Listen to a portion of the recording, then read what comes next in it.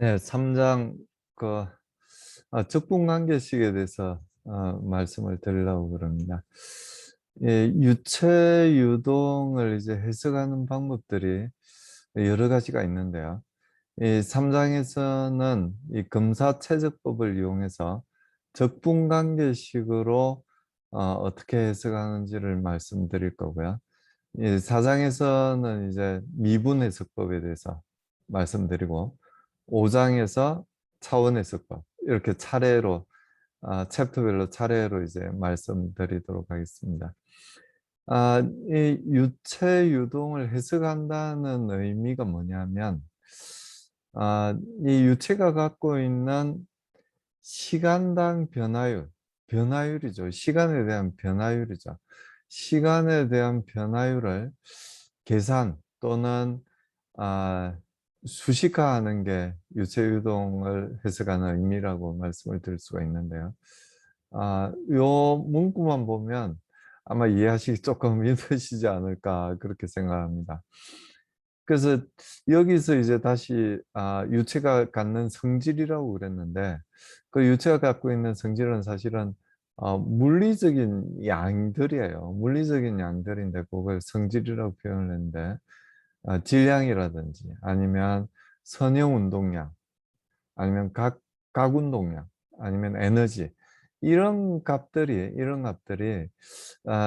시간에 따라서 어떻게 변화되는지 그걸 이제 수식하고 그걸 이제 해석하는 그런 방법이라고 말씀드릴 수 있는데요.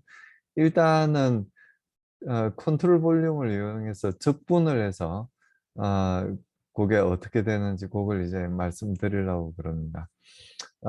뭐 사실 어려운 개념은 아닌데 익숙하지 않은 여러분들한테는 익숙하지 않은 그런 개념이 아닐까 그렇게 염려는 됩니다. 그래서 이 컨트롤 볼륨이란 말은 사실 많이 들어보셨을 건데요. 1장에서도 좀 말씀드린 내용이 있고 해서 이 컨트롤 볼륨에 대해서 먼저 말씀을 드리면 컨트롤 볼륨은 오일러리안 관점에서 보는 거예요. 그러니까 고정된 위치에 대해서 보는 겁니다. 근데 우리가 지금 고려하고 있는 이 유체 덩어리들은 위치가 고정되어 있지 않잖아요. 플루이드 플로우를 이제 관찰하는 거기 때문에 계속 이제 흘러갈 가능성이 높거든요. 정지해 있는 상태에 대해서는 이장에서 이미 말씀드렸지만 움직이는 상태에서는 위치가 계속 변하잖아요. 그래서 우리는 뭐 질량이든 선형 운동량이든 에너지든 이런 물리량들을 이 물체를 쫓아가면서 물체를 따라가면서 수식으로 표현하고 관찰할 수밖에 없어요. 힘을 받는 건 위치가 받는 게 절대 아니거든요. 그 위치에 있는 물질들, 즉 유체 덩어리가 받기 때문에 아, 이 라그랭지안 관점에서 우리가 말씀을 드릴 수밖에 없습니다. 근데 이 컨트롤 볼륨은 금방 말씀드렸듯이 위치가 고정돼 있어요. 그리고 이 고정된 위치에 유체가 계속 들어왔다가 나갔다가 이걸 계속 연속적으로 이제 반복하는 게 바로 유체 유동이 되는데요. 그래서 컨트롤 볼륨은 일단 아, 물질들은 유체 덩어리들은 왕래가 가능하고 위치가 고정되어 있는 시스템을 컨트롤 볼륨이라고 한다는 걸 먼저 이해를 해 주시길 부탁드리겠습니다.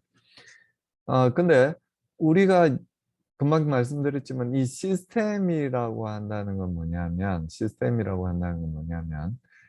아, 임의의 동일 물질들로 구성되어 있는 거예요.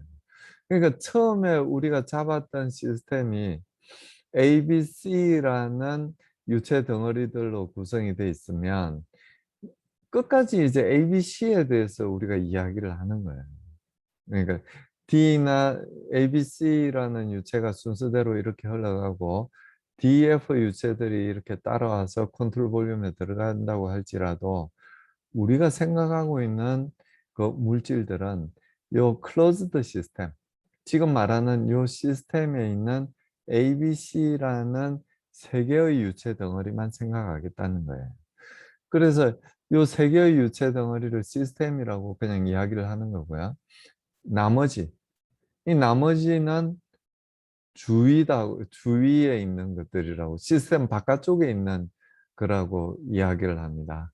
그리고 요 시스템과 주위를 경계 짓는 걸 분리하는 면을 경계다, 요렇게 이야기를 하는 거죠.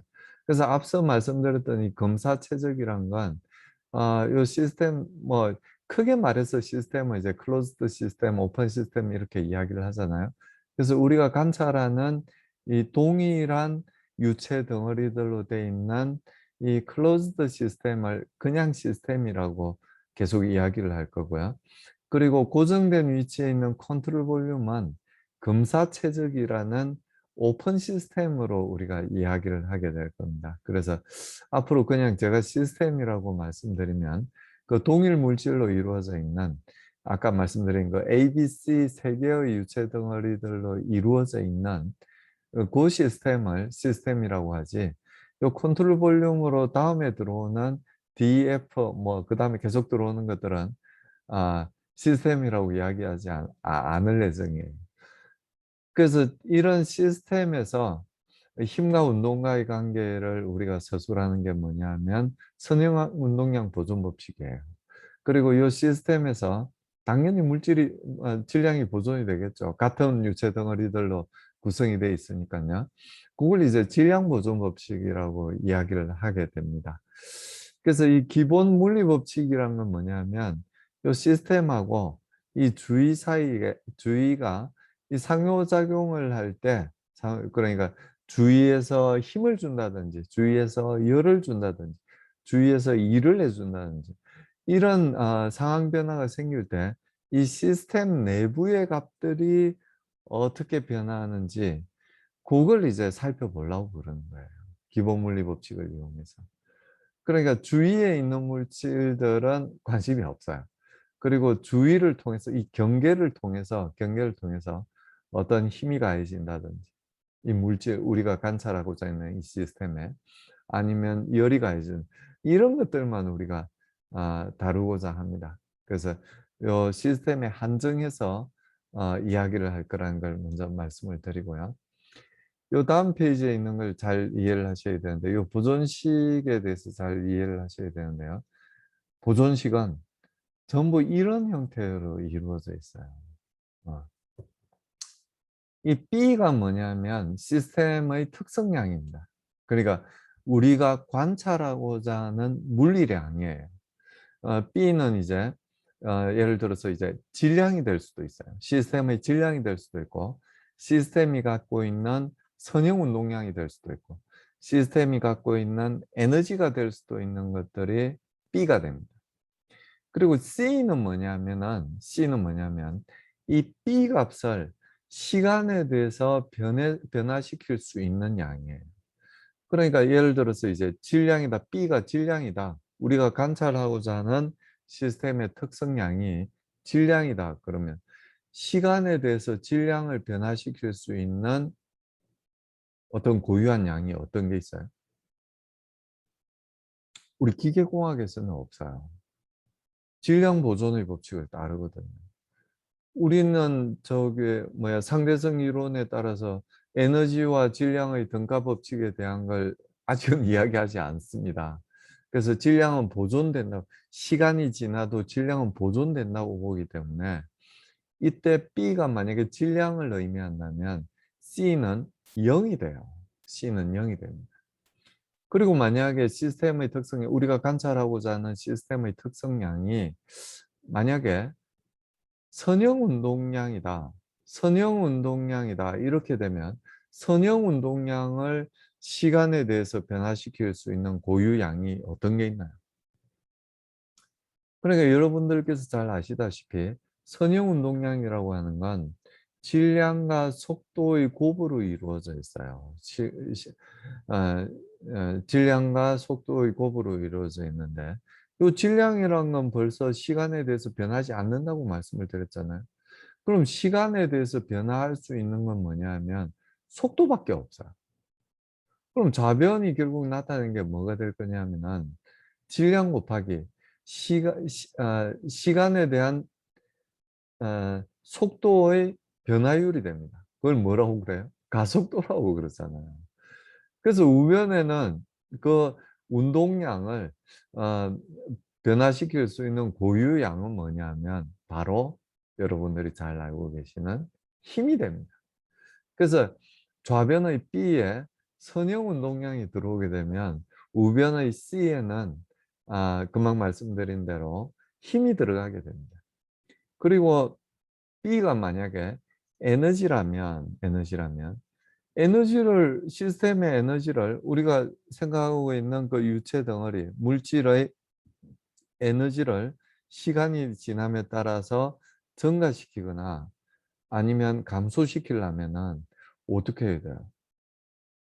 열을 가해주거나 아니면 일을 해주는 겁니다. 그래서 열을 가해주면 주로 어떤 에너지가 증가하게 되냐면은 아, 온도에 따라 엔탈피가 증가를 하게 돼요. 엔탈피도 시스템이 갖고 있는 에너지의 하나잖아요. 그리고 일을 해주게 되면 즉 고유량이 C가 1이라면 일을 해주게 되면 주로 B는 다른 형태의 에너지 그러니까 운동 에너지가 증가한다든지 압력 에너지가 증가한다든지 아니면 위치 에너지가 증가한다든지 그런 식으로 뭐 정확한 표현은 아닙니다. 뭐 열을 가해준다고 해도 운동 에너지도 증가할 수 있으니까요. 열 에너지뿐 아니라 어, 운동 에너지도 증가할 수 있으니까요. 정확한 건 아니지만 대충 이제 그렇게 연관이 됩니다. 그래서 이게 B가 뭔지 그리고 그에 따른 C가 뭔지는 대충 이제 말씀을 드렸는데요. 여기서 말하는 이 B는 B에 대한 시간에 대한 미분값은 뭐냐면 라그랜지안입니다. 그 컨트롤 볼륨에 대한 게 아니고요. 우리가 생각하고 있는 시스템, 그 물질들에 대한 거예요.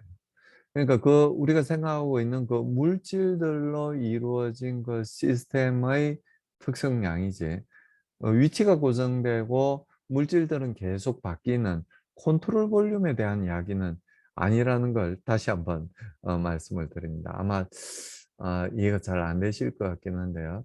어, 잘 생각해 보시고 한번 질문도 부탁을 드리도록 하겠습니다. 여기 이제 베타라는 물리량의 밀도라고 말씀을 드렸는데 우리가 지금까지 생각하던 그 밀도는 뭐냐면 단위 부피당 질량을 밀도라고 이야기를 했잖아요. 그래서 여기서 말하는 밀도, 물리량의 밀도라고 하는 건 그 밀도하고는 다른 밀도입니다. 그래서 강도치라고 그냥 표현하는 걸 저는 좋아하는데요. 이건 뭐냐면 단위 질량당 값이에요. 단위 부피당 질량이 아니고 단위 질량당 어떤 물리량을 나타내는 게 강도치, 베타라고 말씀을 드릴 수가 있습니다. 그래서 만약에 이 B가 질량이라면 단위 질량당 질량은 뭘까요? 그냥 1이죠. 강도치가 1이 됩니다. 그리고 운동량이다. 우리가 관찰하려고 그러는 게 B가 M 곱하기 V로 표현되는 운동량이다. 그러면 운동량을 단위 질량당 운동량은 뭐가 되나요? 속도가 되죠. 질량을 나누면 되니까요. 그런 식으로 여기 이제 수식어로 표현되어 있는 건 이제 이 시스템이 있을 때 여기 있는 질량하고 여기 있는 질량이 서로 다른 강도치를 가질 수가 있어요. 그래서 만약에 전부 호모지니어스하게 균질하게 분포가 되어 있다면 그냥 B 나누기 M으로 적으면 될 거잖아요. 근데 유체 유동은 이제 계속 흘러가기 때문에 위치에 따라서 서로 다른 강도치를 가질 수 있어요. 예를 들어서 온도에 대해서 그러니까 엔탈피에 대해서 생각을 하더라도 온도가 높은 유체가 들어올 때는 이 포인트에서의 단위 질량당 에너지가 높을 거고요. 그리고 질량은 똑같더라도 온도가 낮은 유체가 들어오게 되면은 단위 질량의 엔탈피가 낮을 거잖아요. 그래서 이 미분 형태로 표현하는 것에 대해서는 어렵게 생각하지 마시고 위치에 따라서 다른 값을 가지기 때문에 이렇게 표현하는구나. 그렇게 생각을 해주시면 될 것 같습니다. 그래서 요 B는 이 베타에 대해서 이렇게 표현을 할 수가 있어요. 이 베타를 M에 관한 DM에 어떤 작은 질량 DM이 있고 걔가 가진 단위 질량당 B 값을 베타라고 그런다면 이 작은 질량이 가진 B 값은 어떻게 되겠어요? 베타 곱하기 DM이죠. 베타가 왜냐하면은 단위 질량당 B 값이라고 그랬잖아요. 근데 이 작은 유체 덩어리가 갖고 있는 질량이 DM이라고 제가 말씀을 드렸으니까 단위 질량당 B 값에다가 질량을 곱해주면 그 질량이 갖고 있는 B 값을 구할 수 있을 거잖아요.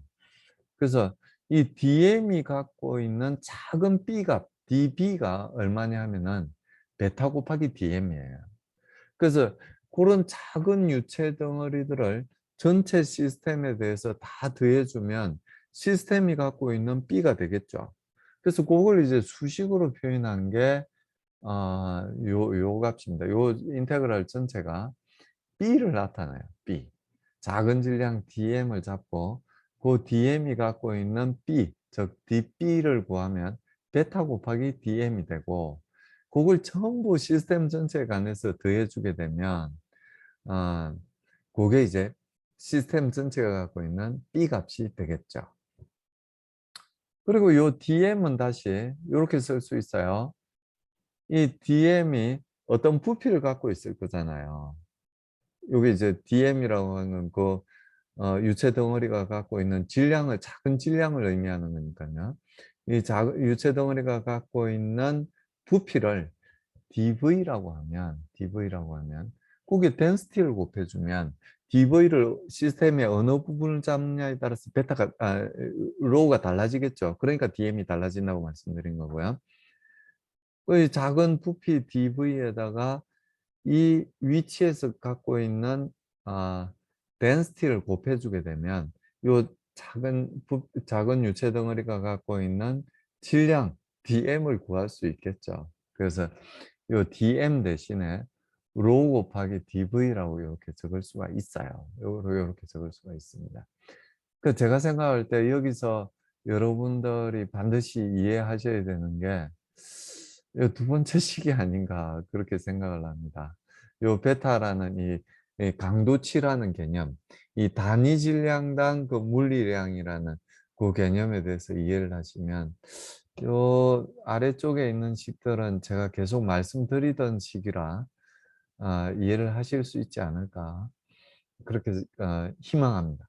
그래서 이 유체 덩어리가 갖고 있는 작은 부피를 DV라고 한다면 이 부피가 갖고 있는 질량을 구하기 위해서는 롤을 곱해줘야 돼요. 부피에다가 밀도를 곱해주면은 질량이 되잖아요. 근데 이건 아주 작은 부피 DV이기 때문에 질량도 작은 질량이라는 의미에서 DM으로 이제 표현을 한 겁니다.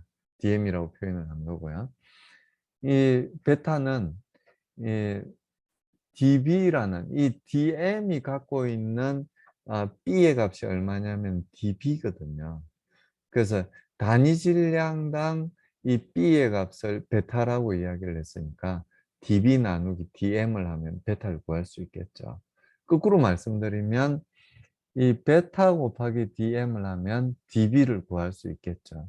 그래서 요 B는 인테그랄 dB라고 이야기를 할 수 있는데 그 dB는 베타 곱하기 DM이 되니까 요 B 대신에 인테그랄 베타 DM이라고 이렇게 적은 거예요. 그래서 이 보존식은 물리 법칙에 다 근거를 하는 겁니다. 금방 예를 들었듯이 질량 보존 법칙이라든지 아니면 운동량 보존 법칙, 그게 F 이퀄 MA죠. F 이퀄 MA라고 하는 아, 이 운동량 보존 법, 선형 운동량 보존 법칙이라든지 아니면 에너지 보존 법칙이라든지 이런 내용들을 여러분들이 많이 들어보셨을 거예요. 그래서 그런 보존 법칙에 근거하는 게 이 보존식이지. 예를 들어서 이상 기체에 대한 상태 관계식이라든지 상태 방정식이라고 이야기를 하는데 그걸 보존식이라고 이야기하지는 않아요. P 이퀄 로알티 형태 자체가 다르잖아요. 그 ফু리에 전도 법칙. 그러니까 열은 온도 그레디언트에 비례해서 흘러간다는 게 ফু리에 전도 법칙이잖아요. 그래서 Q 이퀄 K 곱하기 그레디언트 T로 이제 나타나게 되는 게 ফু리에 전도 법칙인데요. 이것도 마찬가지예요. 이런 보존식의 형태로 돼 있지를 않습니다. 그래서 이런 건 구성관계식이라고 경험에 의해서 만들어진 식이지 이런 보존 법칙에 의해서 만들어진 보존식은 아니에요. 뉴턴의 점성 법칙도 마찬가지입니다. 이 벨라스티 그레디언트가 클수록 시어 스트레스가 크다는 게 뉴턴의 점성 법칙인데요. 이것도 마찬가지로 경험에 의해서 얻어진 경험식이라고 봐야 되는 거지 보존식이 아닙니다. 보존 법칙에 의해서 만들어진 식은 아니라는 말씀을 드립니다.